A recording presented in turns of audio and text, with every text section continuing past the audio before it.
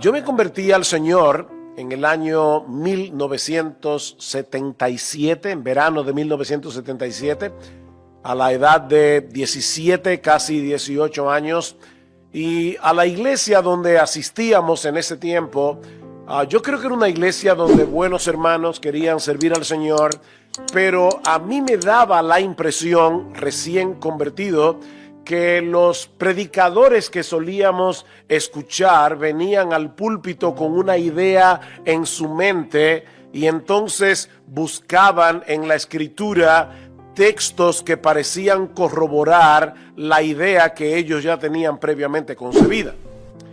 En el año 1981 ya nuestra iglesia tenía unos 2 o 3 años de fundada.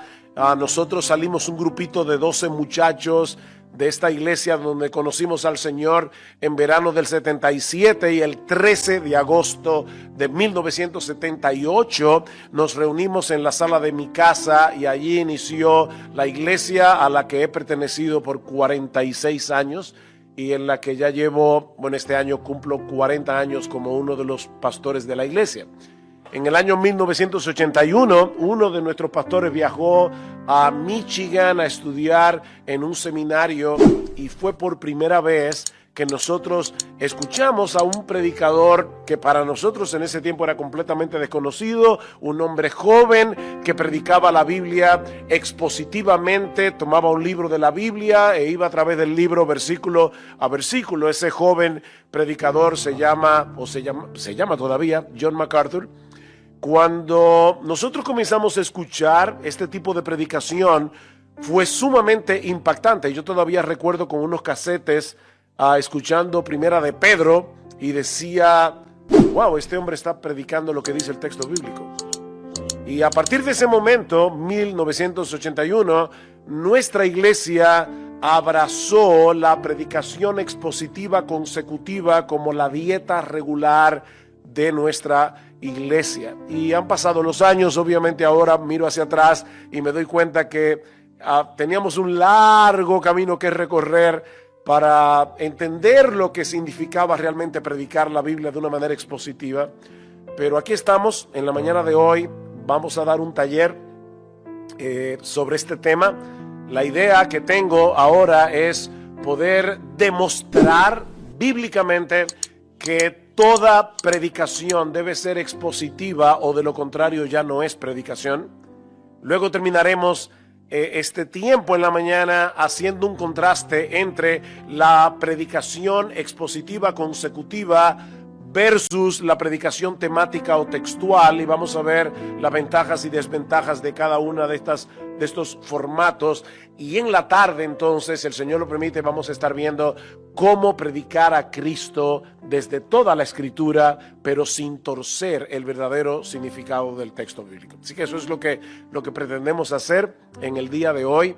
Y vamos a comenzar en esta mañana viendo las 3 figuras predominantes en el Nuevo Testamento que se usan para señalar a los predicadores. Y la primera de esas figuras es administradores de los misterios de Dios. Quisiera por favor que fueran conmigo a 1 Corintios capítulo 4.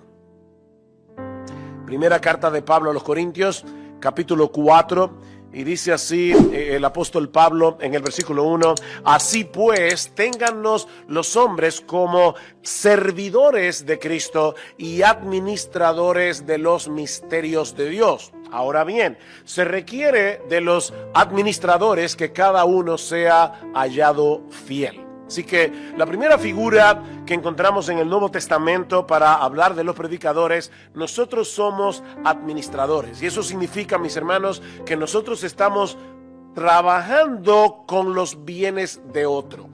Obviamente, el dueño es Dios mismo. ¿Y qué es lo que nosotros administramos? Administramos sus misterios, dice Pablo. Y lo que se requiere de nosotros, a la luz de este trabajo, de esta vocación, es que administremos fielmente, dice Pablo, los misterios de Dios. Mis hermanos, Dios no nos ha llamado a ser creativos. Nosotros no somos los editores de Dios. Cuando alguien quiere escribir un libro, se lo manda a la casa publicadora. Normalmente en esa casa publicadora tienen un editor y ese editor te dice, mira, yo creo que sería mejor que tú le quites esto aquí, lo pongas de esta forma. El editor te ayuda a hacer el libro más potable. Bueno, mis queridos hermanos, hermanas, nosotros los predicadores no somos los editores de Dios. Este libro es perfecto. Aquí no hay nada que corregir. Aquí no hay nada que editar. Por lo tanto, dice Pablo, ¿qué es lo que se requiere de los administradores? Que nosotros seamos fieles administrando los bienes del dueño.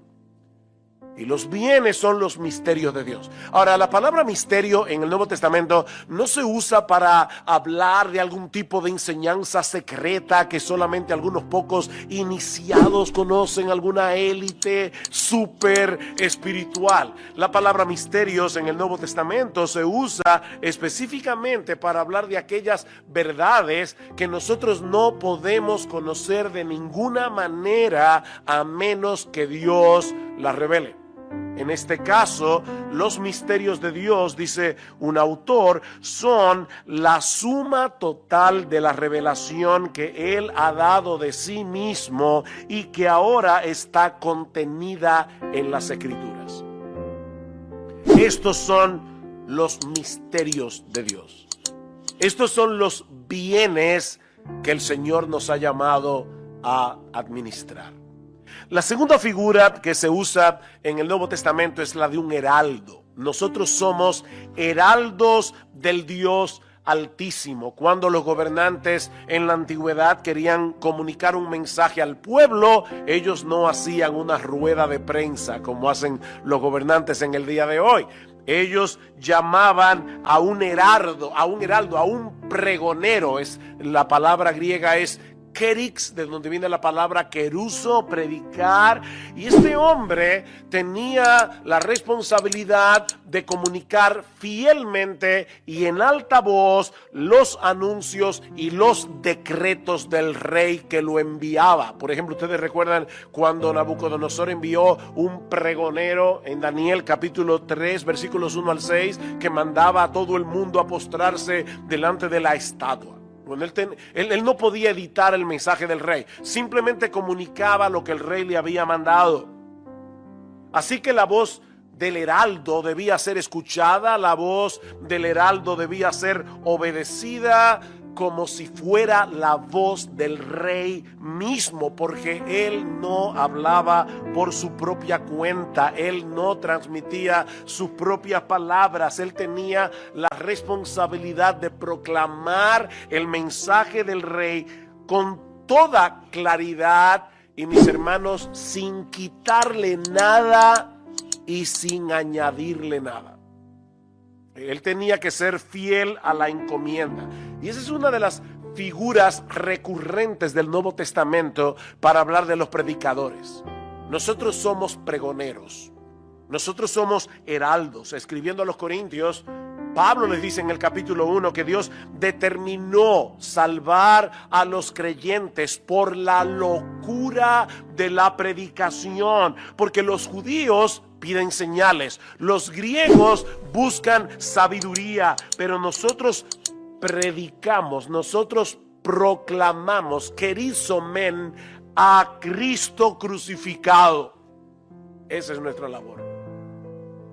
En sus cartas a Timoteo, Pablo le dice en 2 ocasiones que él había sido constituido, oigan esto, hermanos, esto es interesante, predicador y apóstol y maestro de los gentiles. ¿Por qué me llama la atención? Porque Pablo menciona la palabra predicador antes que apóstol. Un apóstol es alguien sumamente importante porque es la persona, los apóstoles que el Señor llamó para que establecieran la base y el fundamento de la iglesia. Los apóstoles eran sumamente importantes para la iglesia de Cristo. Nosotros somos una iglesia apostólica porque estamos construyendo sobre el fundamento de los apóstoles y profetas. Sin embargo, Pablo no dice, yo fui constituido apóstol y predicador. No, yo fui constituido predicador y apóstol, y al mismo tiempo encarga solemnemente a Timoteo, en 2 Timoteo capítulo 4, luego de decir toda la escritura es inspirada por Dios y útil para redarguir, para corregir, para enseñar, para instruir en justicia, a fin de que el hombre de Dios sea perfecto, enteramente preparado para toda buena obra. Ahora le dice Timoteo, yo te encargo delante de Dios y del Señor Jesucristo, que juzgará a los vivos y a los muertos en su manifestación y en su reino, que prediques la palabra. Que prediques la palabra. Fuimos constituidos predicadores, fuimos constituidos pregoneros, heraldos del Dios Altísimo. Ahora, aunque la figura del administrador y la figura del heraldo se solapan, tienen puntos en común, porque ambos deben comunicar íntegramente el mensaje que se les ha confiado, el énfasis del heraldo está en la proclamación a viva voz de una noticia o de un decreto.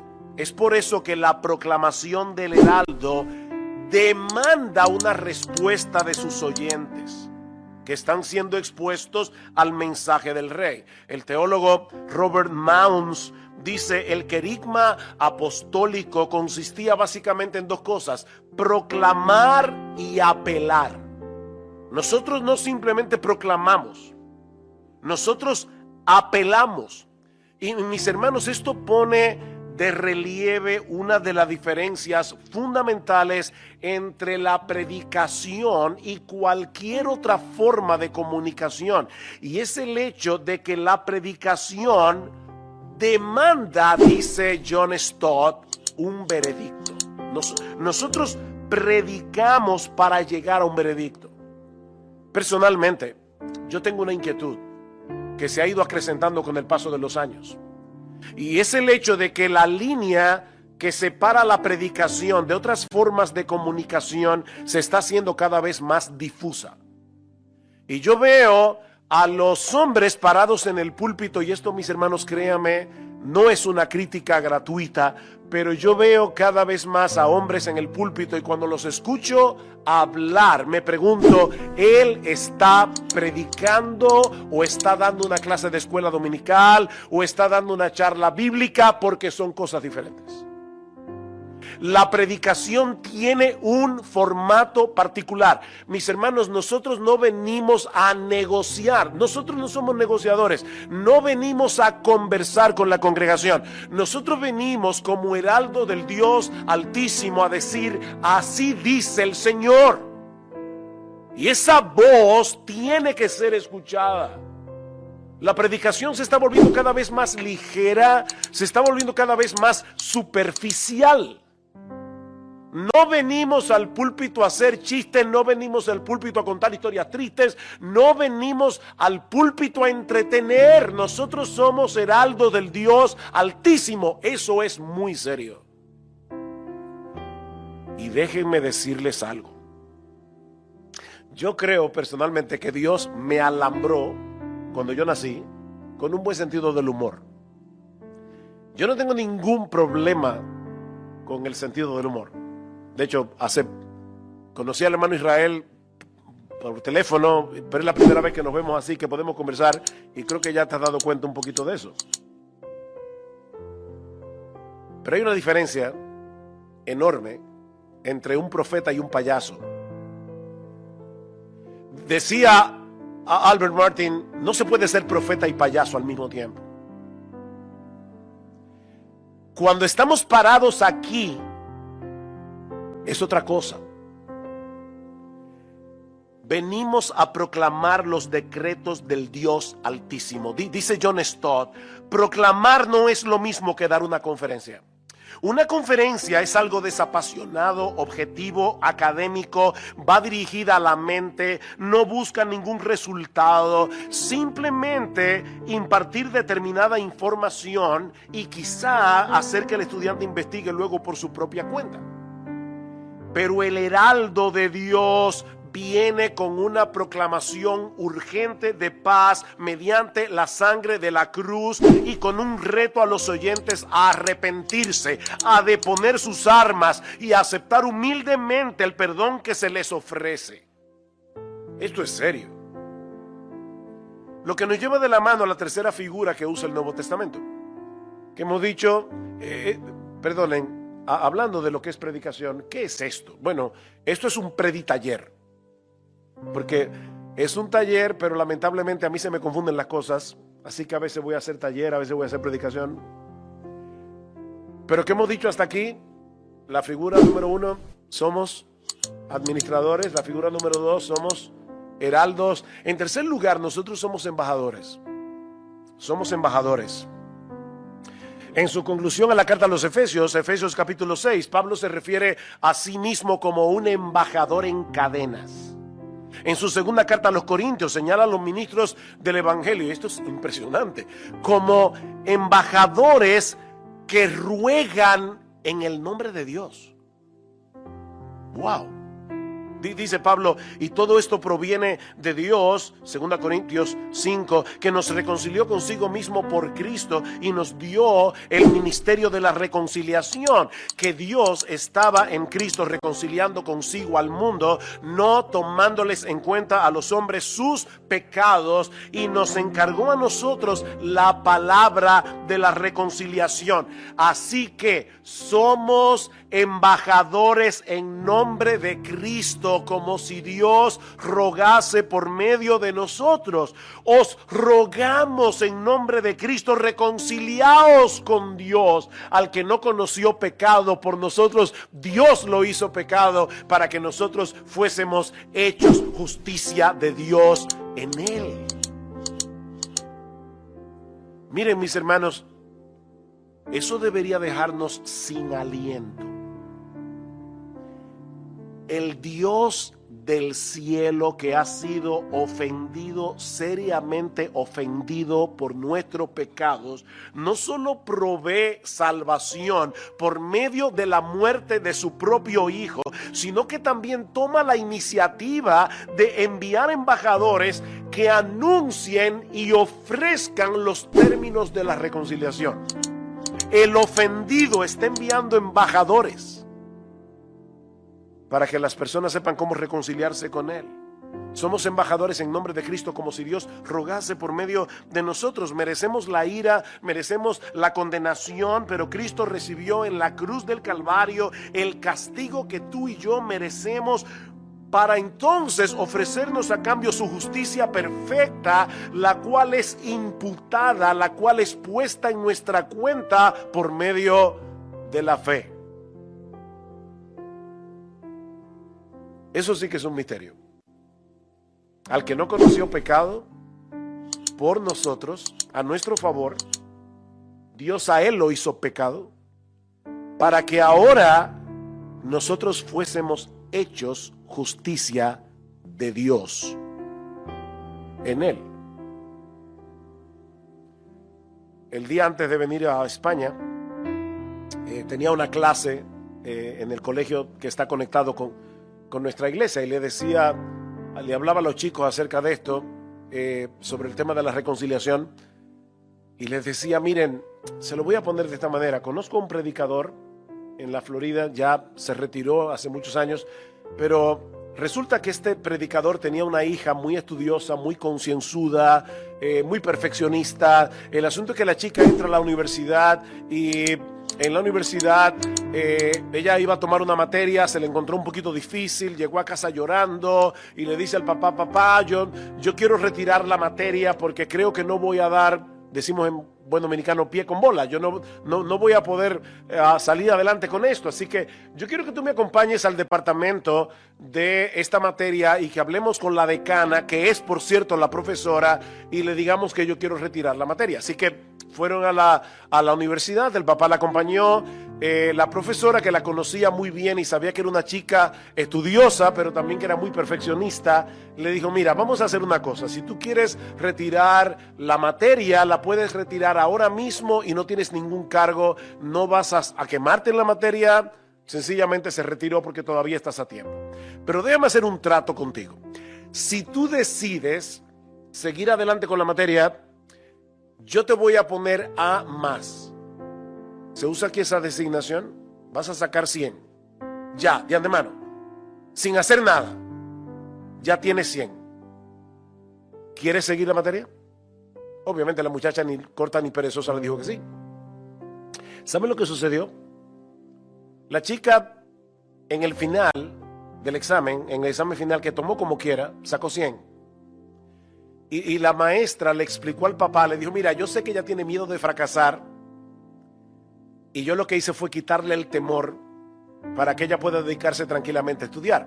Yo no estoy haciendo juicio de valor si la decisión de la profesora, de la decana, fue correcta o no. Pero ¿saben qué, mis amados hermanos? ¿Saben por qué nosotros ahora podemos dedicarnos a correr la carrera con los ojos puestos en Jesús? ¿Por qué nosotros podemos dedicarnos a servir a Dios e incluso a luchar contra el pecado con todas las fuerzas de nuestro ser? Porque ya nosotros tenemos 100 en el cielo.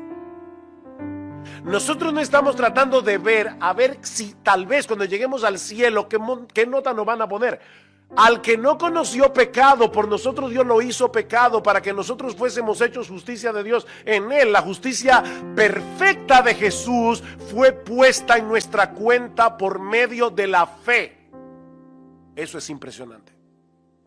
Y ese es el mensaje que nosotros proclamamos. Y ese mensaje no hace que la gente tome a juego su pecado, sino que nos mueve a correr más fielmente la carrera para ser santos, como Él es santo. Pero no para ganarnos la salvación, no para ganarnos el favor de Dios, no para levantarnos por la mañana y pensar, wow, ya leí mi Biblia, me levanté a las 5 de la mañana, oré una hora, aparte de todo le prediqué el evangelio a un compañero de trabajo, hoy Dios tiene que bendecirme. O sea, tú estás comprando el favor de Dios, leyendo tu Biblia, orando, predicando el evangelio. Mira, déjame decirte algo. Cuando tú te levantas a las 4 de la mañana y te pasas 2 horas leyendo la Biblia, 2 horas orando y le predicas el evangelio a 5 compañeros tuyos, todavía tú no te has ganado ni un gramo del favor de Dios. La única manera, la única razón por la que Dios nos bendice es porque nuestras vidas están unidas a Cristo por la fe. Cristo es la razón de nuestra bendición, no tu desempeño ni el mío. Eso se llama legalismo. Y el legalismo hunde a los creyentes. Nosotros predicamos el evangelio y el evangelio salva y santifica. El verdadero evangelio salva y santifica. Nosotros somos embajadores que estamos predicando el evangelio. Así que ya vimos las 3 figuras del Nuevo Testamento. Somos administradores, somos heraldos, somos embajadores. Estas 3 figuras, mis hermanos, no dejan lugar a dudas en cuanto a la naturaleza de nuestra labor.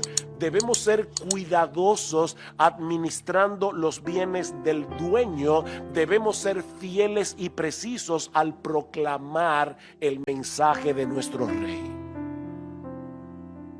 De ahí la exhortación de Pablo a Timoteo en su segunda carta: procura con diligencia presentarte a Dios aprobado, como obrero que no tiene de qué avergonzarse, que usa bien la palabra de verdad. Esta palabra griega, procura, significa haz tu mejor esfuerzo, trabaja duro, sé diligente. Mis hermanos, predicar es un trabajo. ¿Qué dice Pablo en 1 Timoteo 5:17? Los ancianos que gobiernan bien sean tenidos por dignos de doble honor, mayormente los que trabajan, es un trabajo, en predicar y enseñar. La palabra ahí es copiao, es la misma palabra griega que aparece en Apocalipsis capítulo 2, versículo 2, cuando dice: yo conozco tu arduo trabajo y paciencia. Predicar es un arduo trabajo. Timoteo, procura con diligencia presentarte a Dios aprobado. Pablo quiere que su hijo en la fe pueda comparecer delante de Dios como un obrero que no tiene de qué avergonzarse por la fatal desaprobación de Dios, como dice Mike Abendroth. Timoteo debía trabajar duro, hasta el agotamiento si fuere necesario, con tal de manejar apropiadamente la palabra de verdad. Ah, pastor, eso es porque ustedes no creen en la obra del Espíritu Santo. No, yo sí creo en la obra del Espíritu Santo. Y Dios lo sabe. Muchas veces cuando voy de mi asiento al púlpito los domingos en la mañana en mi iglesia, voy como Spurgeon subiendo los escalones diciendo: yo creo en el Espíritu Santo, yo creo en el Espíritu Santo, yo creo en el Espíritu Santo, porque yo estoy completamente seguro que no importa qué tan arduo sea mi trabajo, si el Espíritu Santo no bendice la palabra, dándole vida a los muertos y edificando a los creyentes, mi predicación no servirá de nada. Yo creo en el poder del Espíritu Santo, pero ¿saben qué, mis hermanos? Dios no ha prometido bendecir a vagos. Procura con diligencia, haz tu mejor esfuerzo, trabaja duro para entender la palabra y predicarla. Esto es un trabajo. El predicador debe asegurarse, hasta donde sea humanamente posible, que está entregando fielmente el mensaje de Dios revelado en su palabra, y no porque cita un texto aquí y otro texto allá, tal vez sacado de contexto, que parecen apoyar sus propias ideas, sino porque a través de un estudio diligente ha hecho el esfuerzo de desentrañar el verdadero significado del pasaje o de los pasajes de las Escrituras que él está exponiendo. Pedro dice en su primera carta, primera de Pedro capítulo 4 versículo 10, si alguno habla, versículo 11, perdón, si alguno habla, hable conforme a las palabras de Dios. Él está diciendo, tu don es hablar, de alguna manera enseñar, predicar, habla conforme a las palabras de Dios. Nuestro mensaje es el mensaje del texto, porque el texto tiene autoridad sobre nosotros. El texto es rey, porque es la voz del rey. Del Señor Jesucristo se dice en Juan capítulo 3, versículo 34, porque el que Dios envió, las palabras de Dios habla. ¿Cómo tú sabes que Dios envió a una persona? Él habla la palabra de Dios. En Juan capítulo 7, versículo 16, por favor, mis queridos jóvenes y los no tan jóvenes, escuchen estas palabras de Jesús con cuidado. Mi doctrina no es mía, sino de aquel que me envió. Está hablando la segunda persona de la Trinidad encarnada. El que quiera hacer la voluntad de Dios conocerá si la doctrina es de Dios o si yo hablo por mi propia cuenta. El que habla por su propia cuenta, ¿ustedes recuerdan lo que sigue diciendo el texto? Su propia gloria busca. O sea, el que usa la predicación, el que usa el púlpito para dar a conocer sus propias opiniones de la cosa, para dar a conocer sus ideas, está buscando su propia gloria. No importa si parece humilde, no importa si dice para la gloria del Señor. No. Si tú estás hablando por tu propia cuenta, estás buscando tu propia gloria. Eso es lo que dice Jesús. Por favor, hermanos, de verdad, yo no los conozco para no caerle mal a nadie aquí.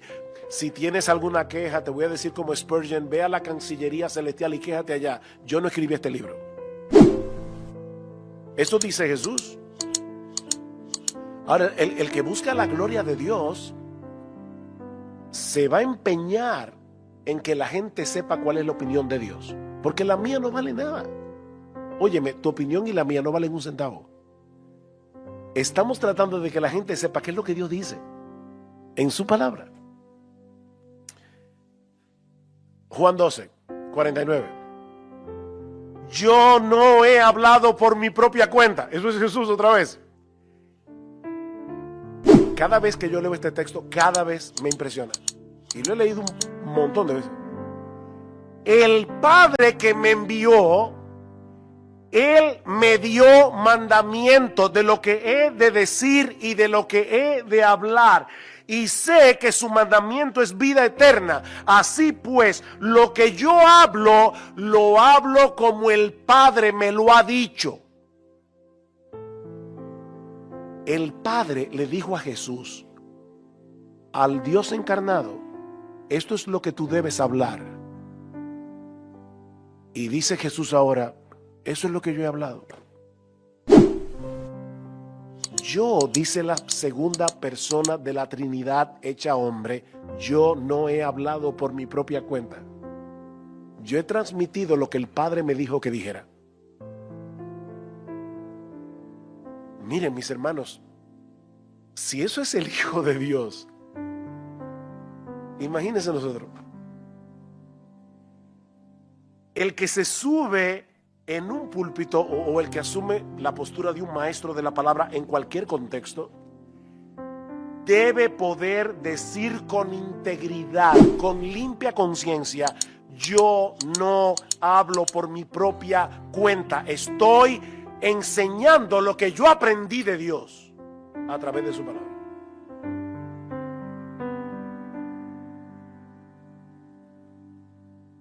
Ahora, debo aclarar que todo este trabajo que hacemos no es porque vemos la predicación como un fin en sí mismo.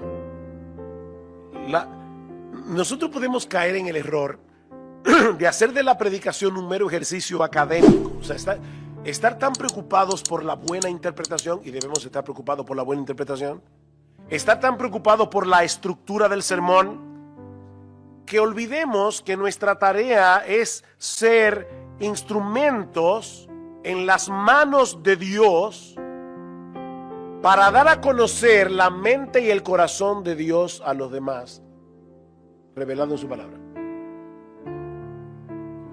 Lo que quiero decir es, hermanos, que no se trata simplemente de hice una buena exégesis, hice un buen sermón. No, mi deseo es que tú te encuentres con Dios en la medida en que su palabra está siendo predicada, porque donde la palabra de Dios está, Dios está. Miren, jóvenes, la única forma de evaluar si la presencia de Dios está en un lugar es si la palabra de Dios está en ese lugar, porque Dios está donde está su palabra. Así que lo que queremos no es hacer un mero ejercicio académico. Por favor, no crean que ahora porque yo hice mi trabajo y busqué 500 comentarios y hice un sermón súper bien estructurado, ya estamos haciendo las cosas bien. Ahí es donde el Espíritu Santo viene para que tú tengas un encuentro personal con Dios mientras sus palabras están siendo predicadas. Eso solo puede hacerlo el Espíritu Santo. Bien. Habiendo dicho todo esto, ¿qué es un sermón expositivo entonces? Bueno, déjeme decirle lo que no es. Un sermón expositivo no consiste en tomar un pasaje de la Biblia y explicar el significado de cada versículo y de cada palabra importante. Yo creo que hay predicadores que se han confundido y en vez de ser predicadores son comentarios ambulantes. Versículo 1, esto es lo que significa. Versículo 2, esto es lo que significa. Versículo 3, no, eso es un comentario. No, tú tomas el texto y haces un sermón. Haces un mensaje de la palabra. Tampoco es usar el púlpito para impartir una clase seca y árida de interpretación bíblica. A veces he oído predicadores que leen un texto y le dicen, hay 15 interpretaciones diferentes de este texto, entonces dan las 15 interpretaciones, pero esta es la mía y déjeme dar ahora 15 razones de por qué yo creo que esta es la interpretación correcta. En nuestra iglesia, nosotros tenemos la costumbre, los pastores nos reunimos todos los martes del mundo, desde hace más de 40 años. Y una de las cosas que hacemos en nuestra reunión de pastores es hacer una evaluación de todo lo que pasó el domingo. Evaluamos los himnos que se cantaron, son sólidos doctrinalmente, el evangelio fue claramente presentado a través de los himnos. ¿Qué tal fue la introducción del pastor que se paró allí? ¿Fue conducente a la adoración? Y luego evaluamos el sermón. Y le decimos al predicador, nosotros no vamos a la iglesia a evaluar sermones, nosotros vamos a la iglesia a ser edificados. Pero óyeme, cuando tú oyes un sermón, y no me digas que no porque estás mintiendo, cuando tú oyes un sermón tú lo evalúas, ¿sí o no? Nadie apaga el discernimiento, no debería. Como decía Chesterton, cuando vayas a la iglesia, quítate el sombrero, no la cabeza. Entonces, nosotros estamos escuchando el sermón y estamos evaluando el sermón. Lo que le decimos a los pastores es, no vayan a la iglesia el domingo a evaluar al predicador. No hagan eso, vayan a ser edificados. Pero ustedes van a evaluar la predicación como quiera. Entonces, traigan la evaluación aquí el martes. Y una de las cosas que le decimos a los predicadores es, no vayas al púlpito a hacer tu trabajo de exégesis en el púlpito. El trabajo en la oficina. En el púlpito predica la palabra, para que los hermanos se encuentren con Dios y los inconversos sean salvados. Predica la palabra. Entonces, eso no es predicación. Entonces, ¿qué es predicación expositiva? Bueno, de una manera sencilla podemos definir un sermón expositivo como el tipo de sermón que ayuda a los oyentes a entender el significado del texto bíblico y lo que Dios quiere que hagamos a la luz de lo que ese texto significa. Miren qué simple. Yo voy a explicar lo que significa el texto y lo que Dios quiere que tú y yo hagamos a la luz de lo que el texto significa. Una definición un poco más desarrollada es esta. Un sermón expositivo es aquel que expone y aplica el verdadero significado del texto bíblico, tomando en cuenta su contexto inmediato, así como el contexto más amplio de la historia redentora que se revela en toda la escritura, con el propósito de que el oyente escuche la voz de Dios a través de la exposición y sea transformado. ¿Se entendió? Me di a entender. Ok. ¿Lo repito? No. Lo agarraron. Ven que es un taller. Un sermón expositivo es aquel que expone y aplica el verdadero significado del texto bíblico, tomando en cuenta su contexto inmediato, así como el contexto más amplio de la historia redentora que se revela en las Escrituras, con el propósito de que el oyente escuche la voz de Dios a través de la exposición y sea transformado.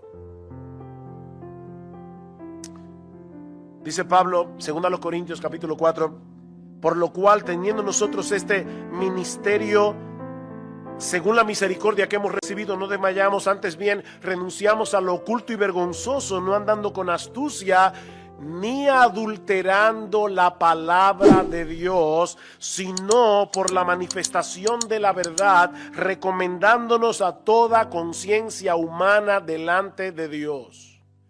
Por la manifestación de la verdad. Y esa expresión es mucho más impactante en el original. La idea que transmite es la de hacer que una cosa sea ampliamente conocida al revelarla clara y detalladamente. Decía Gary Miller, un predicador australiano, que la clave de la predicación es hacer obvio el mensaje del texto, ayudar a las personas a verlo, sentirlo y entenderlo.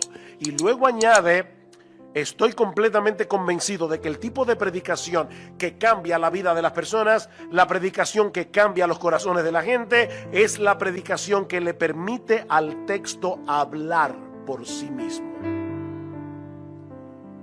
O como dice Sinclair Ferguson, el teólogo escocés, el predicador expone, no impone. El predicador expone, no impone. En ese sentido, mis hermanos, vuelvo a lo que decía al principio. Toda predicación debe ser expositiva, o de lo contrario, ya no es predicación. Yo sé que hay predicación textual, yo sé que hay predicación temática, en un momentito vamos a ver la diferencia entre una cosa y otra. Pero toda predicación, aún la temática, tiene que ser expositiva, porque debe exponer lo que esos textos enseñan con respecto al tema que te está enseñando, viendo cada texto en su contexto. Miren, yo sé que la mayoría de las personas aprecia un buen truco de magia, ¿verdad? Llega el mago con un sombrero de copa, enseña el sombrero, está vacío, y uno no sabe de dónde el individuo mete la mano y saca un conejo. Y uno dice, wow, ¿De dónde salió el conejo?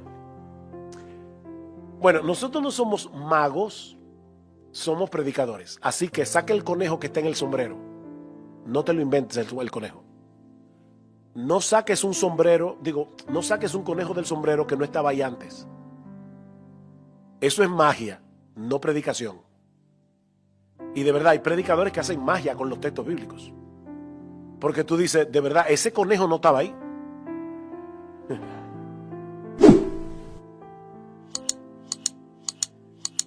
Dice John Stott, el texto dicta y controla lo dicho.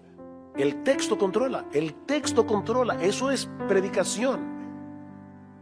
Expositiva, porque si no es expositiva, ya no es predicación. Así que no se trata tanto de un método, es una convicción. Yo creo que la predicación expositiva es una convicción. Dime una cosa, mi hermano. Estás estudiando aquí en el seminario, voy a dirigirme aquí a los jóvenes ahora, bueno, pero vale para todos. ¿Tú crees que toda la escritura es inspirada por Dios? ¿Tú crees de corazón que toda la escritura es útil? Toda la escritura, incluyendo las genealogías. Toda la escritura. Para enseñar, para redarguir, para corregir, para instruir en justicia, a fin de que el hombre de Dios sea perfecto, completo, maduro, enteramente preparado para toda buena obra. ¿Tú crees eso? ¿Por qué vas a querer hacer otra cosa que no sea exponer lo que este texto dice? Es una convicción. Mira, tal vez nunca llegues a ser famoso. Tal vez nunca llegues a ser popular predicando la palabra de esa manera. Tal vez tú no vas a tener miles de vistas en YouTube. Ni te van a invitar a grandes conferencias. Pero créeme, haciendo eso, los perdidos se salvarán, los santos se edificarán, y el día final escucharás la voz del Señor diciendo, bien, buen siervo y fiel. Y eso es lo que tú y yo queremos. En lo poco fuiste fiel, en lo mucho te pondré. Hijo mío, nadie te oía en YouTube, pero yo te oía cada domingo y aprobaba tu predicación. Eso es lo único que importa. ¿Qué dice el Señor? Mateo 24. ¿Quién es pues el siervo fiel y prudente, al cual puso su Señor sobre su casa para que les dé el alimento a tiempo? Bienaventurado aquel siervo al cual cuando su Señor venga le haya haciendo así. Óyeme, que no fuimos llamados a ser creativos. No fuimos llamados a ser originales. Fuimos llamados a ser fieles. Eso es todo. Bien, mi hermano, yo terminé la primera parte. No sé si quieren 5 minutos de descanso. Ya están cansados, sí. Bueno, pues lo que ustedes digan, yo no me gobierno. Lo que ustedes digan, eso hacemos. Pueden coger unos 5, lo que ustedes me den, yo lo cojo. ¿Cuánto me queda para cumplir la hora y media? Pero estamos, no, si media hora me da y basta. Si quieren, hermanos, coger 5 minutos, lo que ustedes quieran. Yo me adapto en esta media horita o menos. Hemos estado hablando de la predicación expositiva, pero ahora lo que queremos hacer es ver las ventajas y desventajas de la predicación expositiva consecutiva. Es decir, tomar un texto de la Biblia e ir a través de todo este libro, versículo a versículo, sin ser un comentario ambulante. Ya hablamos de eso, ¿verdad? Pero ir a través de toda la Escritura versus la predicación que toma un texto bíblico solo aislado o un tema. Entonces, eso es básicamente lo que vamos a hacer en estos minutos que nos restan, pero vamos a orar una vez más. Vamos a pedir al Señor que nos ayude. Padre, queremos darte las gracias de nuevo por permitirnos estar de nuevo aquí en este lugar. Gracias por lo que nos diste en la hora pasada, pero ahora seguimos percibiendo la necesidad que tenemos de ti, la necesidad que tenemos de tu dirección, de tu capacitación. Por favor, ayúdanos ahora para explicar esta última parte del taller, porque te lo pedimos en Cristo. Amén y amén. Ok, ¿cuáles son las ventajas de la predicación expositiva consecutiva? O sea, que usted tome el Evangelio de Juan, el Evangelio de Marcos, 1 Corintios, Isaías, Eclesiastés, Ruth, Génesis, y lo predique entero, versículo a versículo. ¿Cuáles son las ventajas? Bueno, en primer lugar, nos protege de usar los textos bíblicos como pretextos. Recuerden, hermanos, que un texto fuera de contexto se convierte en un pretexto. Yo puedo probar lo que sea con la Biblia, siempre que la cite fuera de su contexto. Así que en ese sentido, cuando vamos a través del texto bíblico, el hecho de ir sobre el libro que estás exponiendo te va a atar, si tú eres fiel, te va a atar al texto.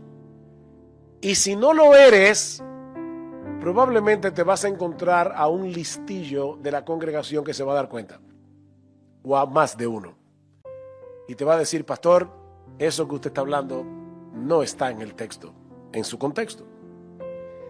En segundo lugar, ahorra tiempo para decidir qué predicar cada semana.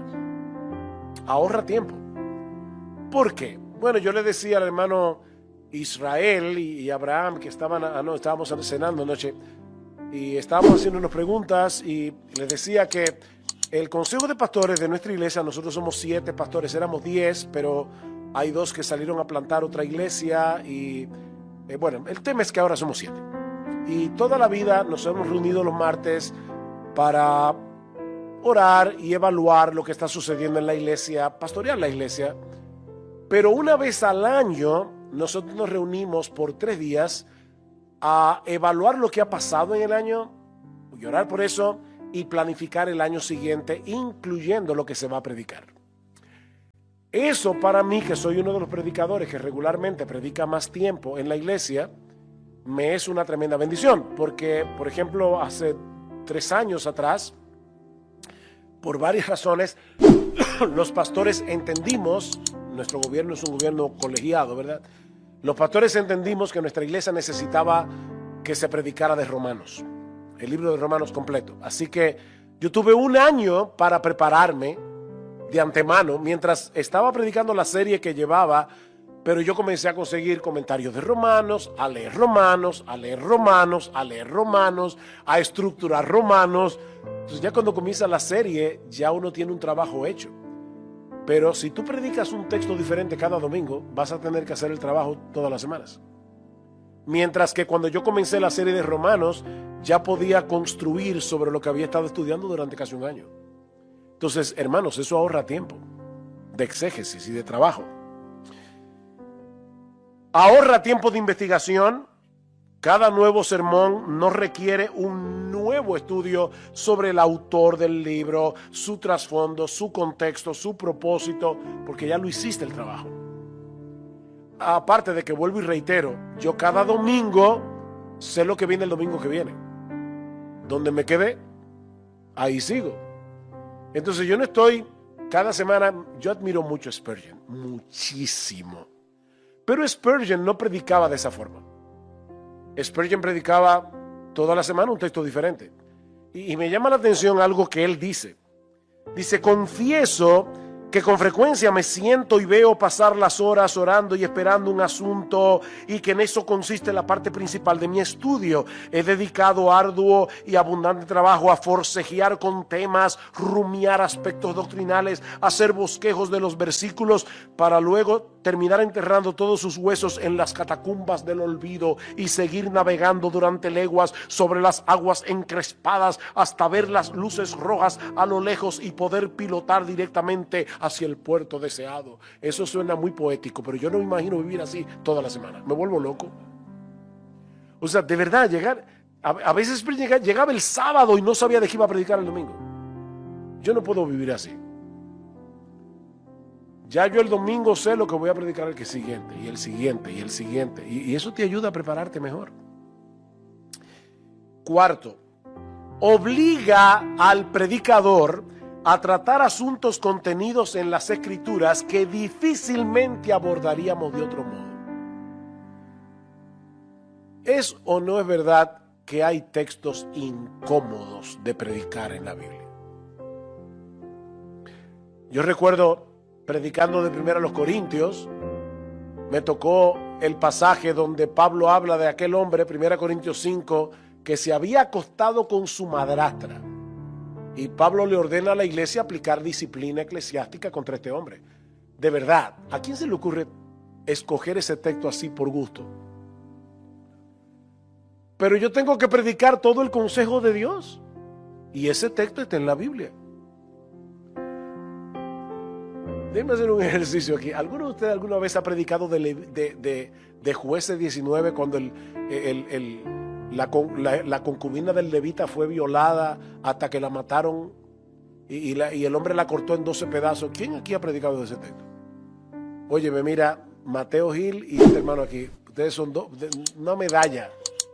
Ay, el hermano aquí. Pero de verdad, ese es un texto que ustedes escuchan a menudo en la iglesia. Pero está en la Biblia, inspirado por el Espíritu Santo. De paso, ¿cómo predicar a Cristo desde Jueces 19? Eso lo veremos esta tarde. Es para que vengas.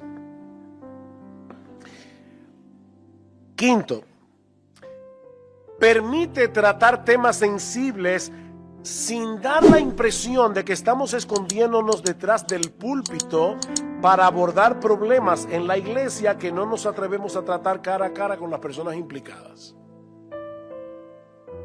¿A cuántos predicadores no les ha pasado que están predicando de la Biblia y hay hermanos que están pasando por una dificultad y piensan, uy, eso fue para mí? Imagínate que hay dos hermanas de la iglesia que tienen un conflicto que no acaban de resolver y tú predicas, ruego a Evodia y a Síntique que sean de un mismo sentir en el Señor. Yo estoy casi seguro que la hermana María y la hermana Juana van a sentir que ellas son Evodia y Síntique.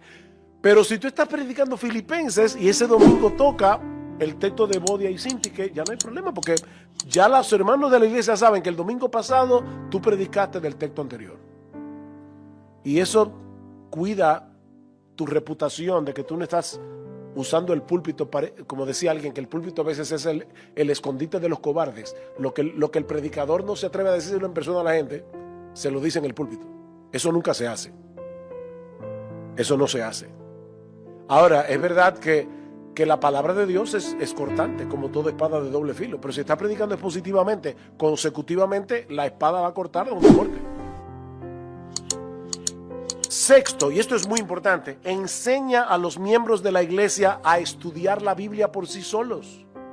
Hermanos, la Biblia no es una enciclopedia de temas. Dios escribió libros completos. Y nuestros hermanos que están leyendo la Biblia, por ejemplo, en nuestra iglesia tenemos un plan de lectura de la Biblia en 2 años y muchos hermanos lo están siguiendo, leyendo su Biblia cada día, no haciendo así a ver lo que les sale, sino leyendo su Biblia, toda la Biblia, con un plan de lectura. Ellos están aprendiendo desde el púlpito cómo leer sus Biblias, leyendo cada texto en su contexto. Lo ven cada domingo. Séptimo, reduce el riesgo de manipular a la gente. Porque en vez de que el predicador controle el texto para que el texto diga lo que él quiere que diga, al predicarlo en su contexto, el predicador se está atando a decir lo que el texto realmente dice. Hermanos, se puede manipular a la gente con la Biblia. Solamente hay que citar textos fuera de contexto. Y ya está. 8. Recuerda al predicador y a los oyentes que es Dios el que transforma los corazones por medio de su palabra. Cuando el predicador comparte sus opiniones, él se está convirtiendo en el gurú espiritual que resuelve los problemas de la gente. Pero ni tú ni yo somos los gurús espiritual que resolvemos el problema de nadie. La Biblia es la palabra de Dios. Ella es viva y eficaz. Ella es la espada que corta de doble filo, que discierne los pensamientos y las intenciones del corazón.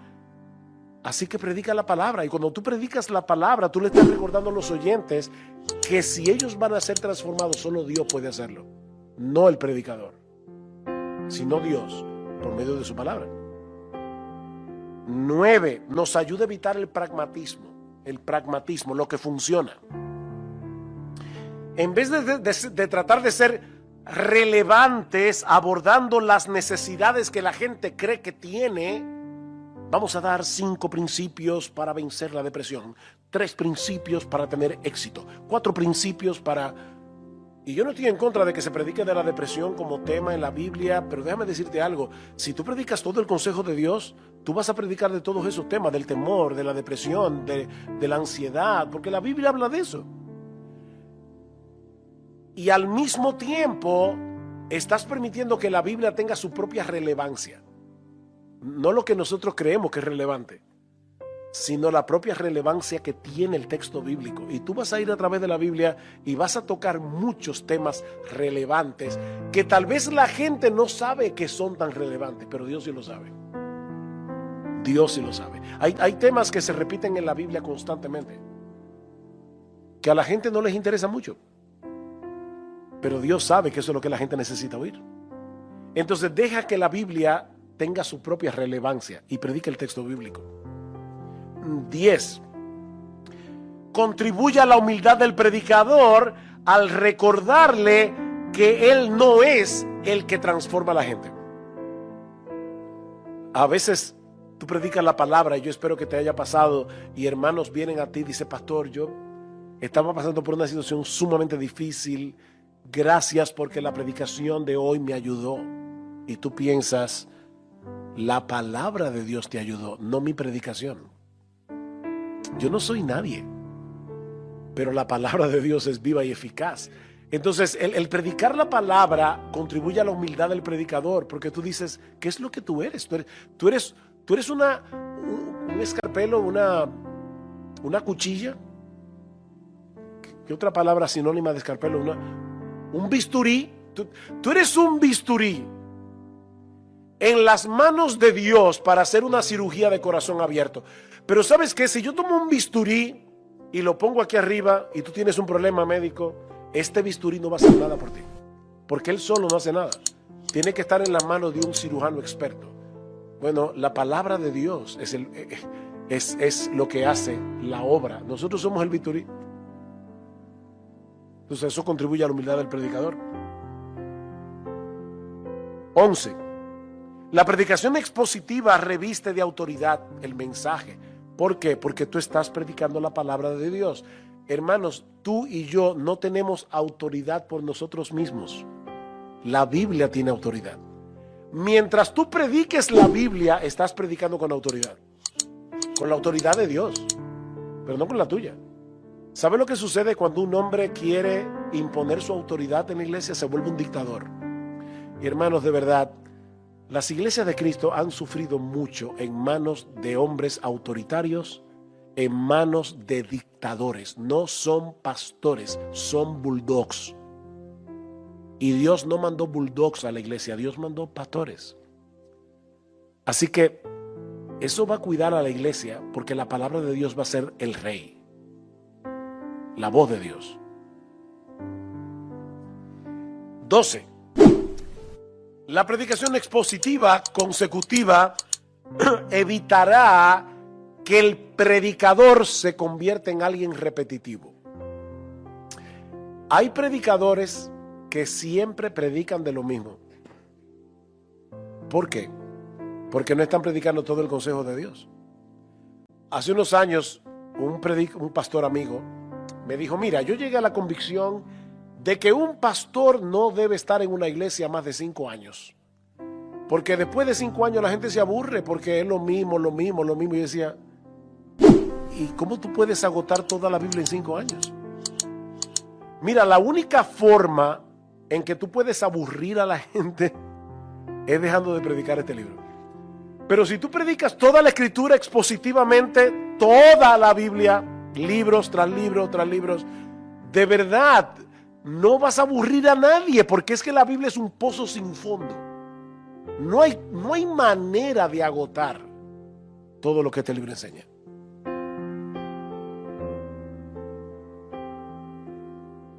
Peligros de la predicación expositiva consecutiva. Quiero ser honesto. Yo recomiendo, ¿verdad?, la predicación expositiva consecutiva como la dieta regular que se debería darle a la iglesia domingo tras domingo. La dieta regular, no es la única, sino la dieta regular. Ahora, peligros. Un peligro de la predicación expositiva consecutiva es que sea demasiado extensa, que la serie de sermones sea demasiado extensa. Un predicador puritano de la época de los puritanos llamado William Gouge se pasó 30 años predicando de Hebreos. 30 años.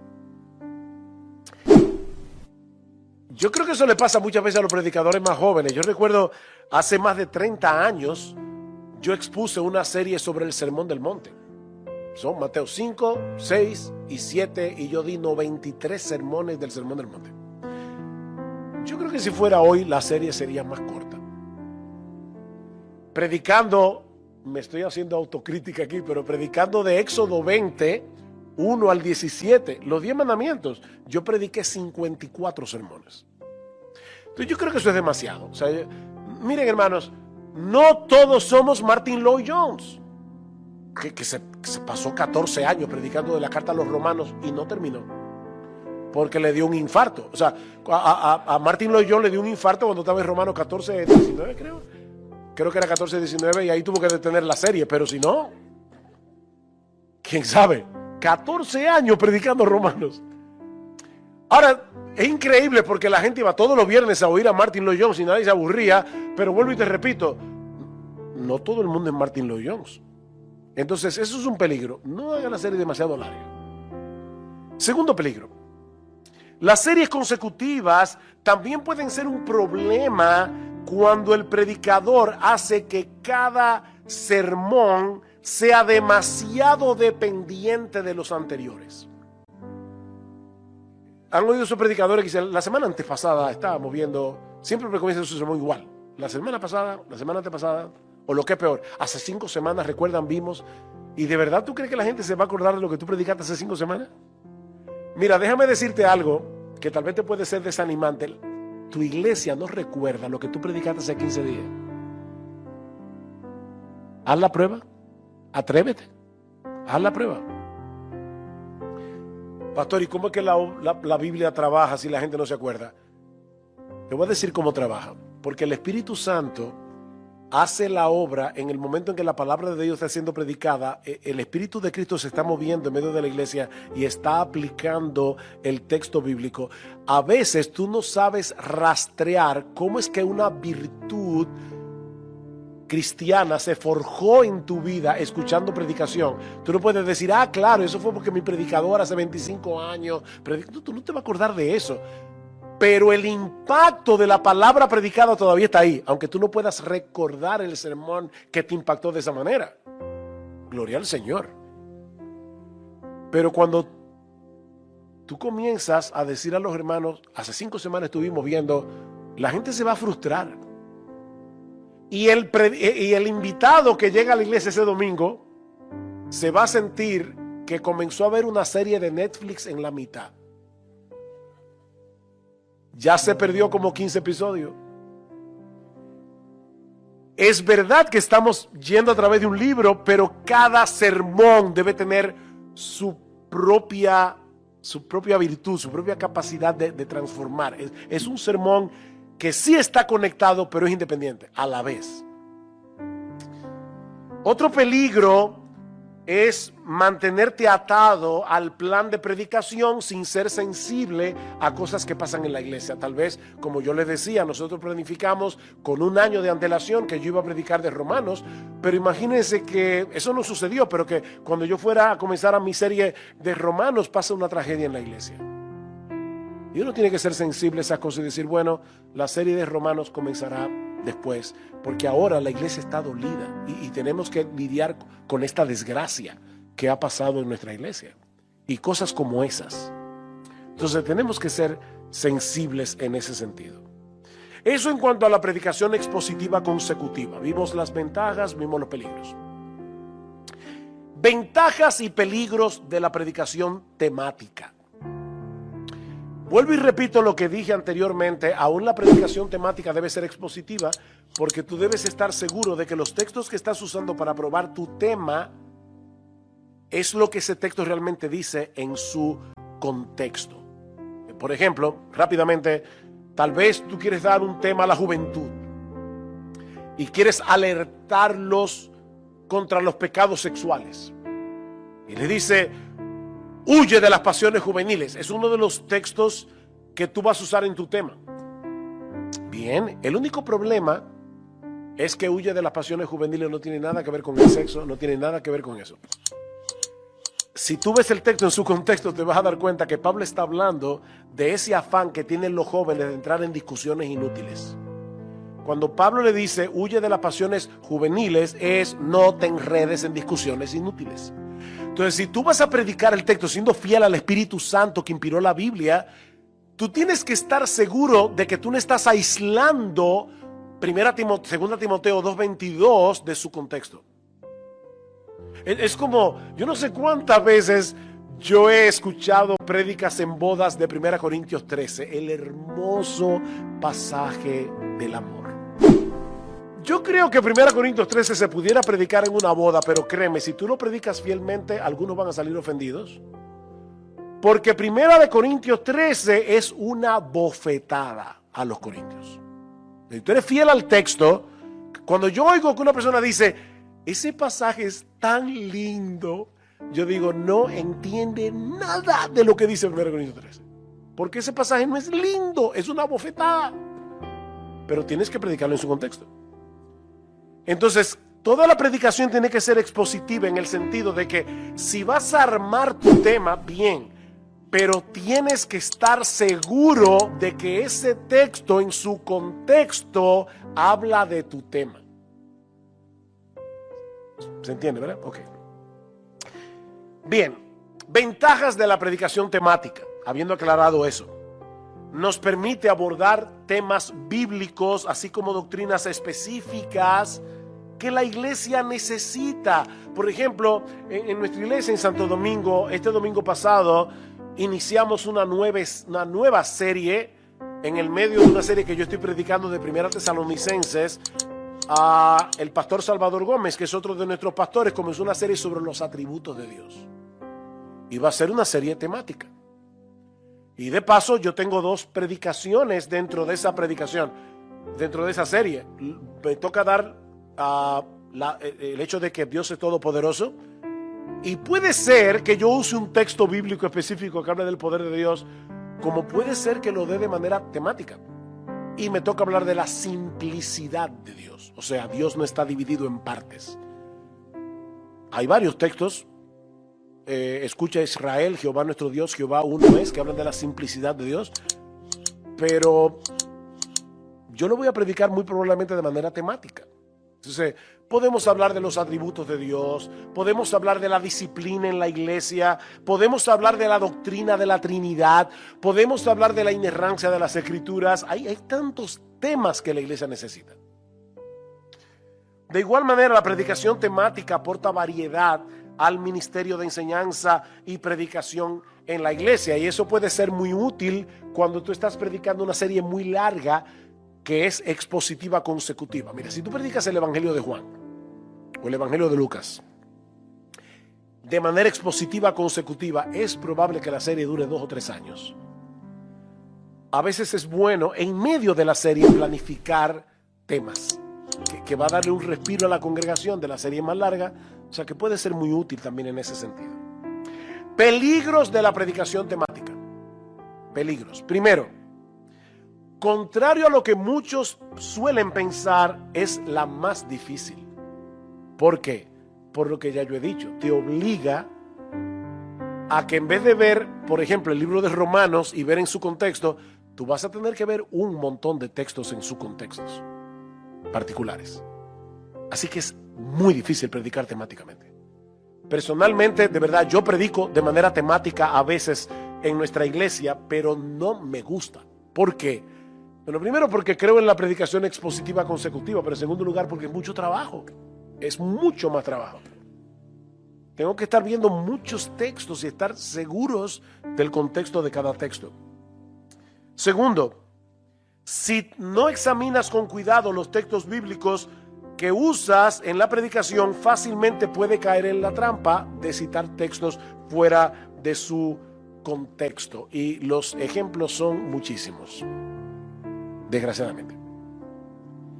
¿Cuántas veces hemos oído hablar en contra de el uso del alcohol, en contra del uso del cigarrillo o de las drogas, usando 1 Corintios capítulo 3, versículo 16 al 17, donde dice que somos templo del Espíritu Santo? ¿Han oído eso? Solo hay un problema, que Pablo no está hablando del cuerpo humano, está hablando de la iglesia. En 1 Corintios 3, el templo no es el cuerpo, el templo es la iglesia. Ahora, es sorprendente porque en 1 Corintios 6, 19, Pablo vuelve y usa la figura, pero esta vez el templo no es el cuerpo, sino la iglesia. Entonces hay que ver cada texto en su contexto. Hace muchos años escuché a un predicador hablar acerca del ocio y tomó el pasaje de Marta y María en Lucas. ¿Recuerdan? Lucas 10. ¿Saben lo que hizo el predicador? Acabar con la pobre María, porque estaba ahí de vaga, oyendo al Señor, mientras Marta estaba la pobre sirviendo. Torció completamente el pasaje, porque el pasaje no alaba a Marta. ¿A quién alaba el pasaje? A María. Pero el predicador acabó con María y alabó a Marta. Eso lo escuché yo, no me lo contaron.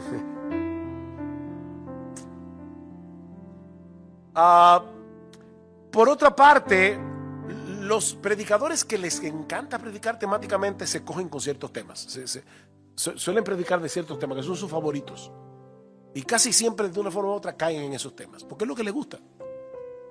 Si creen que las hermanas de la iglesia están vistiendo con inmodestia, lo cual es un problema, pero de una forma u otra, no importa de lo que esté predicando, la modestia es el tema. Es que la Biblia habla más que la modestia. Y es más, déjame decirte algo, probablemente lo que las hermanas de tu iglesia necesitan es ver la santidad de Dios en una predicación expositiva consecutiva en los profetas menores, y van a ver a Dios tan grande que eso las va a ayudar a ser modestas en su vestir. Pero te coge con el mismo tema. O las ofrendas. Hay predicadores que yo no sé cómo se las ingenian para hablar de las ofrendas. Eso es otro peligro de la predicación temática. Por último, la predicación temática es mucho más propensa a que el predicador caiga en el legalismo. ¿Por qué? Porque al aislar el texto de su contexto, convierte el texto en ley cuando en realidad ese texto no fue dado para eso. Por ejemplo, Génesis 12. Abraham mintió. Después que Dios le dio la promesa, sal de tu tierra, yo te bendeciré, serás bendición. Abraham miente con respecto a Sara.